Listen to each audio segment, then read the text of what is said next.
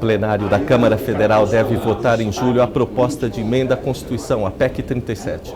O projeto pretende tirar o poder de investigação criminal dos Ministérios Públicos Estaduais e Federal, modificando a Constituição brasileira. Na prática, se aprovada, a emenda praticamente inviabilizará o Ministério Público de conduzir investigações, ficando somente as polícias federal, civis dos estados e do Distrito Federal e do Ministério Público no âmbito penal.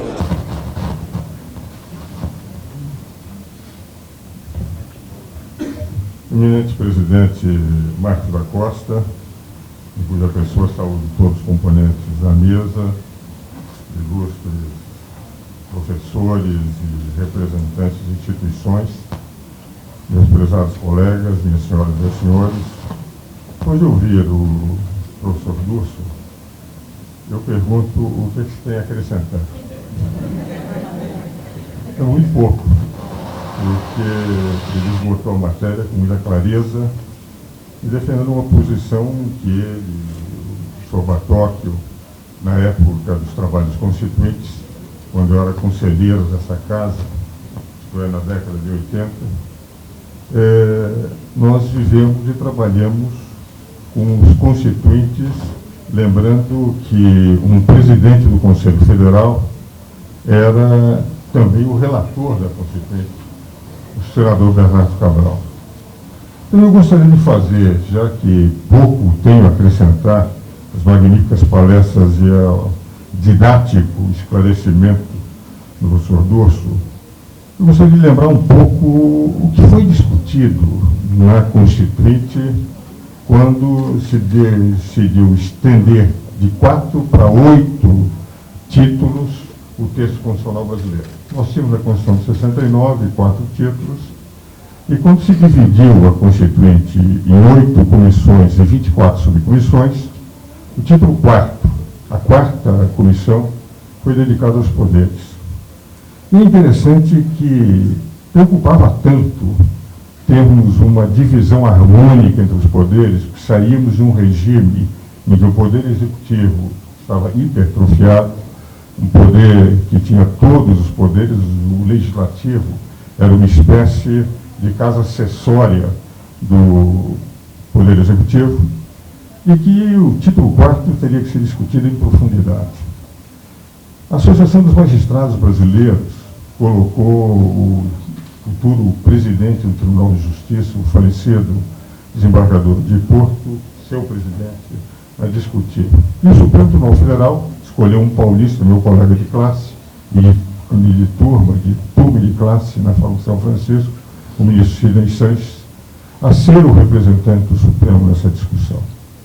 E se os senhores analisarem o título 4º, nós temos uma clara divisão entre o poder legislativo, considerado o poder da totalidade da nação, e no poder legislativo, situação e oposições estão representados em primeiro lugar. Depois vem o poder executivo, no que só a maioria da nação está representada, aqueles que ganham a eleição, não a totalidade. E, por fim, o poder judiciário, dividido o poder judiciário em duas partes essenciais. O próprio poder judiciário e, dos artigos 127 a 135, funções essenciais à administração da justiça. Foi esse título dado na Constituição. Funções essenciais à administração da justiça, na qual a advocacia e o Ministério Público estavam no mesmo nível, na mesma posição, com as mesmas garantias de inviolabilidade. O Ministério Público é uma instituição importantíssima, mas não é uma instituição superior à advocacia e nem é superior a qualquer outra instituição. Isto é fundamental que se diga, porque certos preconceitos aristocráticos e desqualificadores da República e da democracia, quando se diz, nós somos uma instituição de vestais e as outras instituições são de corruptos e impunes, isto não beneficia uma democracia e é uma demonstração nítida de que nós estamos, a partir desta concepção, para os inquisitores das ditaduras, em que realmente o Ministério Público era o grande inquisidor.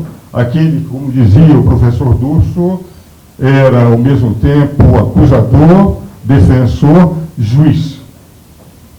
O Ministério Público tem funções definidas, e definidas do 127 ao 132, e mesmo na ação civil pública, em que diz nós estamos defendendo a sociedade, o Ministério Público está no mesmo nível da sociedade. Porque qualquer ONG que tenha o interesse de defender tem os mesmos poderes colocados no capítulo do Ministério Público e podem entrar também com ações civis públicas, como nós, cidadãos, podemos fazer através de ações populares. Mas o que é mais importante, naquilo que nós constitucionalistas chamamos de regime constitucional das crises, vale dizer, todo o título 5º da Constituição, Estado de Sítio, de Defesa, Forças Armadas e Segurança Pública, nós encontramos os caminhos, as formas pela qual nós temos um regime democrático que os 3 poderes são garantidos pelo artigo 2º, harmônica e independentemente, mas no campo da segurança pública, alonga-manos, aquilo que representa o aspecto vestibular da imparcialidade do Poder Judiciário no inquérito policial, foi otorgado à polícia.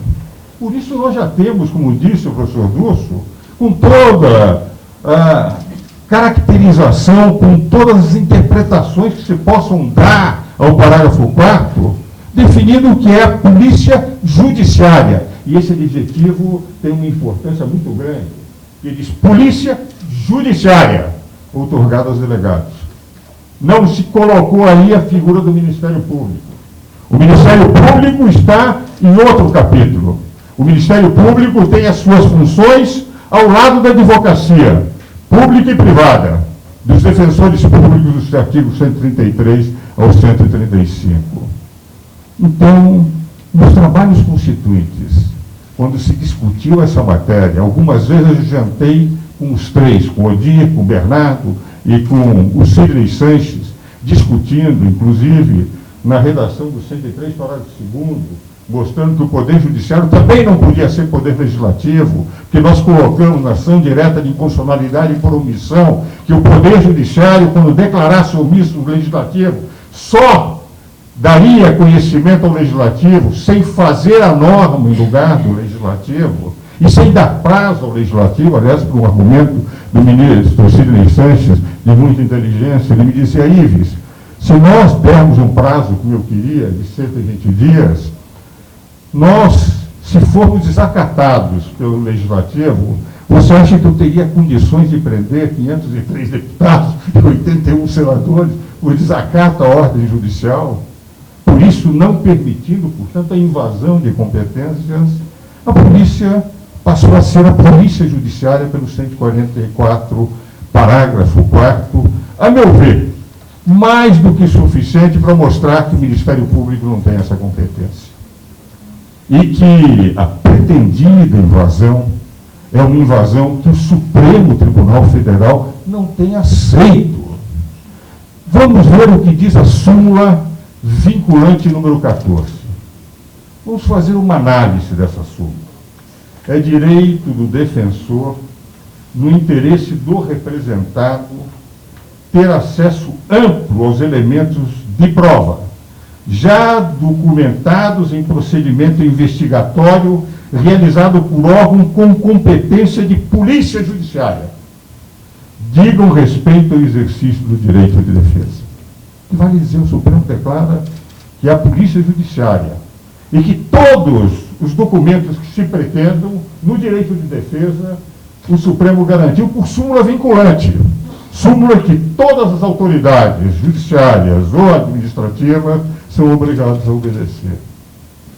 Excluindo o Ministério Público, que nas suas investigações sigilosas, muitas vezes preconceituosas, são investigações em que o direito de defesa é amesquinhado.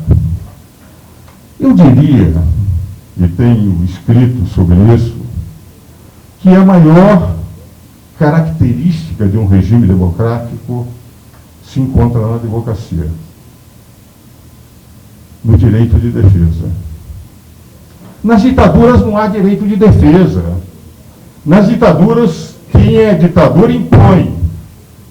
Por esta razão que o artigo 5º, inciso 55 da Constituição, declara em todas as linhas, com todas as tintas, que é garantida a ampla defesa administrativa e judicial.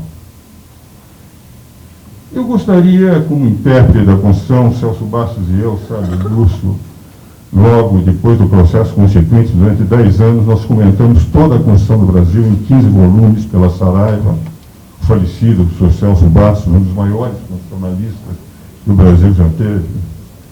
Eu dizia, este adjetivo ampla é um adjetivo de uma densidade ôntica extraordinária. Podia dizer, é garantido o direito de defesa, o devido processo legal que está no inciso 54. Mas quando o Constituinte coloca ampla defesa, é a ampla defesa que a súmula 14 do Supremo Tribunal Federal, como vinculante, definiu. Temos que ter o direito ao acesso, desde a investigação policial, na defesa do cidadão. Ora, o Ministério Público, quando pretende investigar, ele investiga em sigilo. Se ele presidir, ele vai não dar o direito porque a sua função é de acusador. Numa investigação policial, o Ministério Público é necessariamente um acusador.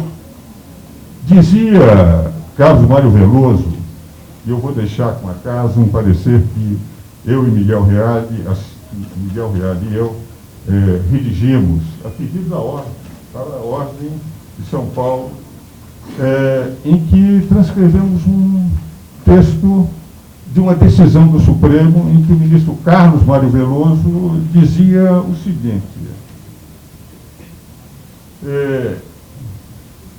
somente a autoridade judiciária que tem o dever de ser imparcial, e faz sobre o Ministério Público a seguinte observação: porque não tem o dever da imparcialidade. Porque o Ministério Público, na dúvida, acusa. Aliás, tem a obrigação de acusar na dúvida, porque pode ser até criticado por estar prevaricando. Ora, uma autoridade que tem a obrigação de acusar na dúvida, quando todo o direito penal, e eu excluo as últimas decisões do Supremo, mas aquele que eu aprendi na faculdade, que na dúvida tem que se decidir a favor do réu, que o processo penal é um processo de defesa do cidadão numa democracia contra a força do Estado. Por essa razão tem que ter a garantia do direito de defesa, que é a principal garantia de uma democracia. Como é que alguém que tem a obrigação de não ser imparcial, de acusar na dúvida, pode ser ele um investigador, e ser ele aquele que vai presidir um inquérito, evidentemente sendo parte e juiz, eliminando o direito de defesa do cidadão. Quando se diz nós somos aqueles, somos os leges, aquele que defendemos a lei, nós advogados também o fazemos, com uma diferença. Quando a ordem toma posições na defesa de determinadas instituições, nós advogados, nós conselheiros, nós que estamos defendendo as instituições, não ganhamos do Estado para isso. Nós o fazemos colono, coisa que eles não fazem. Eles são institucionalmente, ganham legitimamente para isto, mas nós o fazemos e não sem razão. Se os senhores lerem o artigo 103 da Constituição, quais são os legitimados para entrar com ações diretas de inconstitucionalidade? Procurador-Geral da República e Conselho Federal da Ordem. Porque as duas instituições, sem nenhuma pertinência temática, podendo abordar quaisquer que sejam os assuntos de direito, têm a mesma legitimidade ativa para propor o controle concentrado de constitucionalidade. Ora, se nós estamos no mesmo nível, eu perguntaria, então por que nós não podemos também presidir o inquérito policial? Se as nossas funções são essenciais, estão no mesmo nível, por que eles com preconceito? Não, nós somos superiores. Nós não somos corruptos, os delegados o são. Por isso desqualificam contra a própria demonstração, contra a própria razão de ser do que é um regime democrático, para terem mais poder, desqualificam instituições da República, como procuram dizer da PEC da impunidade, a PEC da corrupção, como tem feito. Eu estou convencido de que, a nós continuarmos com esse preconceito de venda para a mídia, preconceito aristocrático, é a única expressão que eu posso dizer, preconceito elitista, de uma instituição que diz, nós somos vestais, estamos acima de todas as instituições da República. Se continuarem vendendo para a mídia essa ideia de qualquer outra solução é estar defendendo a corrupção nesse país, nós estamos pondo em jogo, como disse o professor Durso, meu ex-presidente, mas presidente de coração e de sempre, que é esse grande orador, tribuno, que é Durso. Nós estaremos pondo em risco as próprias instituições e os fundamentos da democracia. Estaremos caminhando para um inquisidor geral. Estaremos caminhando para aqueles que dirão, nós temos a verdade e essa é a única verdade que vai prevalecer contra todos os poderes, porque Poder Judiciário, Executivo e Legislativo estarão subordinados ao Ministério Público, o poder que terá o poder de vida e morte sobre todas as instituições. Constitucionalmente, eu não vejo como possa se dar esse poder. Eu diria mais, há uma inconstitucionalidade independente do que se discute aqui na posição do Ministério Público. Quais são as cláusulas pétreas que nós temos na Constituição? São aquelas definidas no artigo 5º e em outros artigos espalhados pela Constituição. É cláusula pétrea todos os dispositivos do artigo 127 a 132 da Constituição, onde não há esse poder? Não é. Pode se mudar.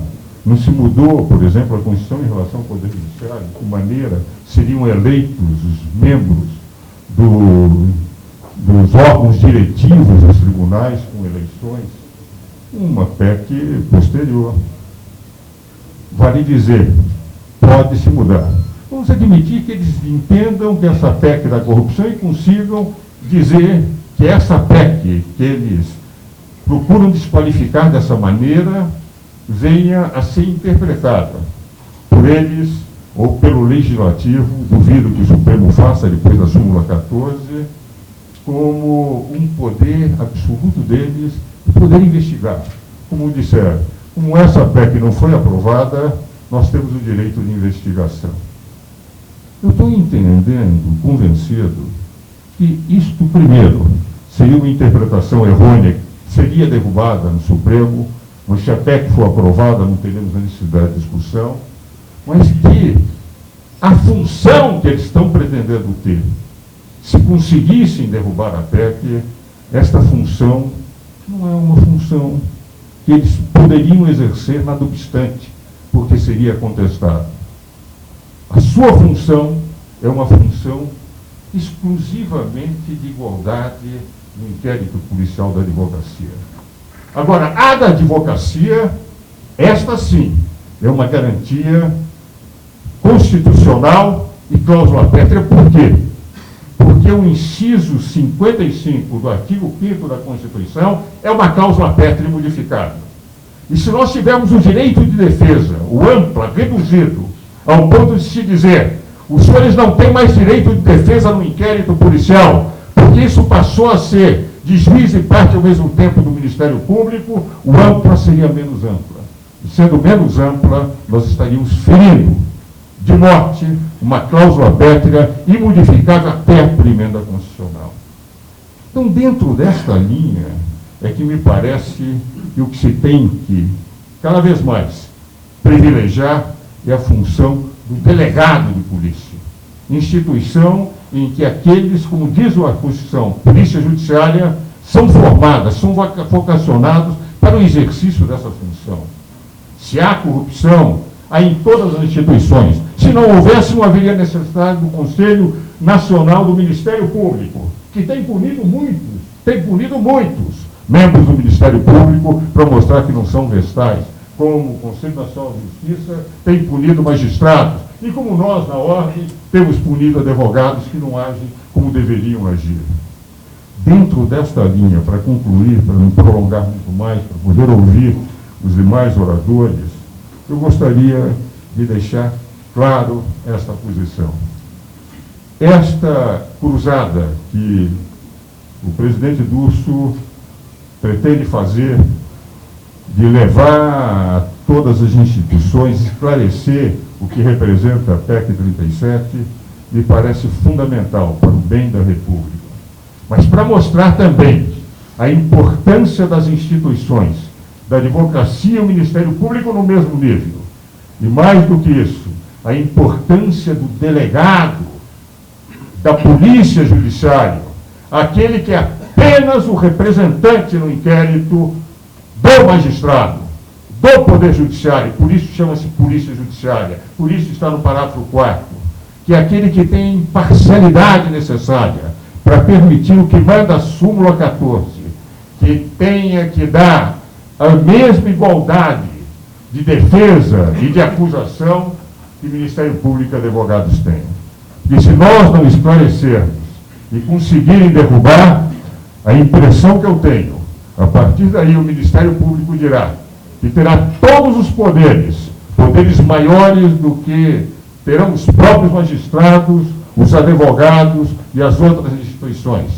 Eles estarão acima de qualquer suspeita e serão os julgadores, os julgadores do Poder Legislativo, Judiciário, Executivo, da advocacia e da própria magistratura.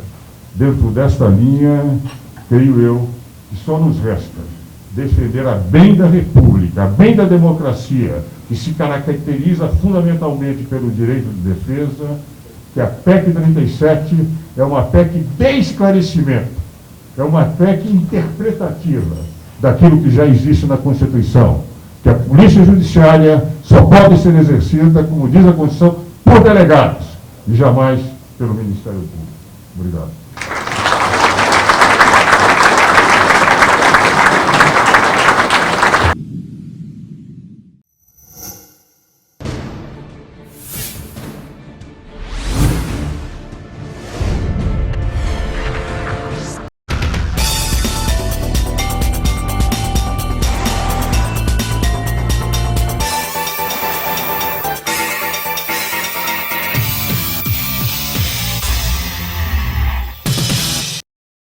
O plenário da Câmara Federal deve votar em julho a proposta de emenda à Constituição, a PEC 37. O projeto pretende tirar o poder de investigação criminal dos Ministérios Públicos Estaduais e Federal, modificando a Constituição brasileira. Na prática, se aprovada, a emenda praticamente inviabilizará o Ministério Público de conduzir investigações, ficando somente as polícias federal, civis dos estados e do Distrito Federal e do Ministério Público no âmbito penal.